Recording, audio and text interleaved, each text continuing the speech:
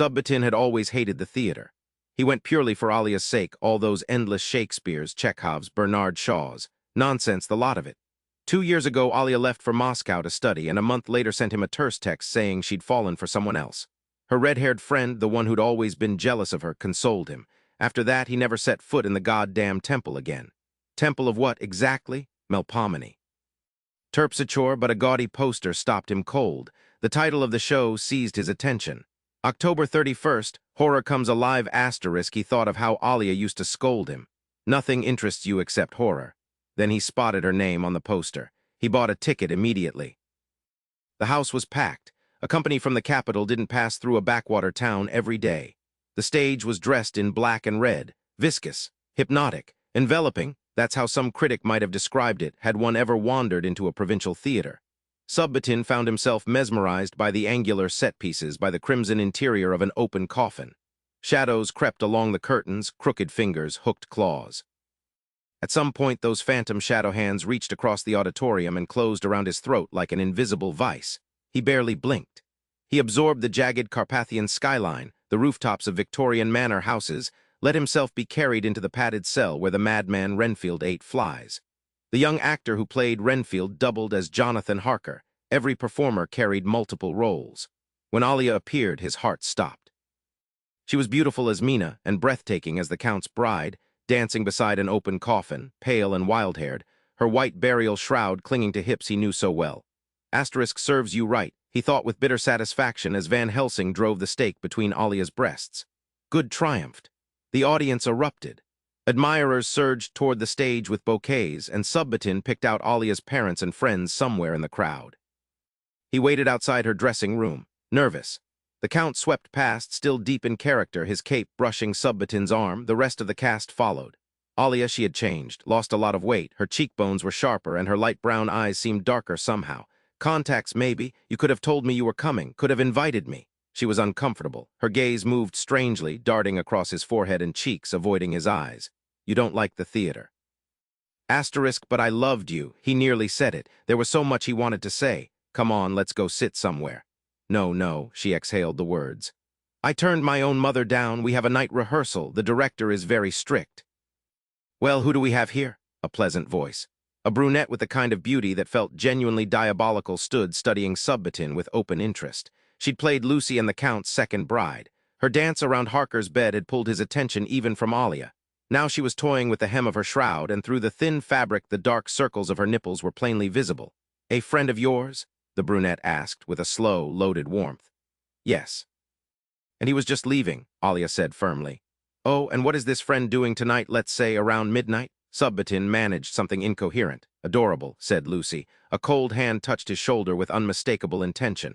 Come to our rehearsal as a special guest. No, Alia went even paler. The special guest has already been chosen. Then we'll have 2 guests. The brunette's pupils caught the light and gleamed like coins placed on a dead man's eyes. Half an hour before November, Subbotin arrived at the theater's back entrance. His imagination had been running hot the whole way there, fantasies about Alia, the way things used to be when they'd lose themselves in each other until dawn. Though he'd made room in those fantasies for Lucy too, an elderly security guard answered his knock. Subbotin opened his mouth to explain himself, but the old man just let him in without a word, sat back down at his table and stared at the blank screen of a switched-off television. His muscles twitched in small, irregular spasms. Subbotin walked the corridor slowly, looking around. His footsteps threw hollow echoes off the walls. On the stage of the empty house stood a coffin and a tall mirror. He climbed the steps, feeling the sweat in his palms. Hello? Where is everyone? Arms wrapped around his waist from behind, and he nearly cried out. He pulled back, forced a smile. Lucy was dressed in a long red gown with a mandarin collar. Her painted red mouth curved in a carnivorous smile. Neither the mouth nor the dress appeared in the mirror. Nice trick, Subbotin said. The director decided to work mirrors into the show. Did you enjoy it, by the way? I love Stoker, he answered and meant it. The Count and Alia and you? We, she laughed. I watched you watching me. I can see very well in the dark. Did I excite you? The words left him entirely. Lucy's fingernails were moving slowly up his shirt. We're not just a company, boy, we're a family, and I have to taste everything my little sister has tasted. She pressed her cold, supple body against him. Is this your monologue? He whispered, his voice rough. Listen, there's a legend. God laid 13 seals upon vampires, fear of sunlight, the prohibition against entering a home uninvited, the necessity of sleeping in these narrow coffins, garlic, mirrors, aspen, running water, an endless list of constraints. But the most important one rarely gets written about. A vampire must publicly confess its nature, reveal its hidden self, name itself before the cross. And do you have any idea how many crosses surround us? For centuries, some force has driven the undead straight to their executioners, inquisitors catching them red-handed, or alienists who would destroy them. Without that confession, our appearance changes, like Dorian Gray's portrait. Fortunately, these days you can pass as a goth or a cosplayer, or travel the country with a theater company, satisfying the thirst now and then. Better than rotting, wouldn't you say? Her lips pulled back, not seductively, but like a dog's, and her quick tongue ran across her teeth. Something crashed nearby. The coffin rocked. A faint moan came from inside.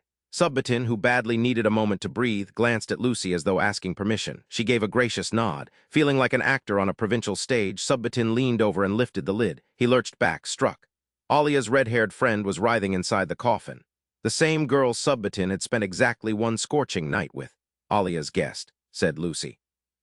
The girl was bound, moaning into a gag, her eyes stretched wide with terror and fixed on Subbotin. "I don't." "You understand perfectly," Lucy murmured. A curtain rustled to one side. Subbotin looked up, stunned. The actors were descending from the ceiling. By some stuntman's miracle, they moved down the curtain, barely swaying it, like enormous flies, like scavengers that had caught the scent of prey. The Count, Harker Renfield, Van Helsing, whose teeth no longer fit inside his gaping mouth. And Alia, naked white Alia, pale as a grub, thick saliva threading from her red mouth down onto the stage boards. There was something else, too, an ancient thing hiding in the shadows, a creature with a bald and knotted skull and blazing eyes. It convulsed with a jerky, spasmodic energy, and its shadow hands spread from it like the legs of a colossal spider, like a puppeteer's strings, sweeping across the walls and seats, working the actor marionettes and reaching toward the trembling prey of this hungry little sideshow, this traveling theater. The director, Subbotin understood. The cast descended to the stage and closed in around their quarry. In the coffin, the bound girl whimpered. "The rules have been observed," said Lucy. "Welcome to the buffet." The last thing Subbotin saw was Alia's face, hollowed out by hunger.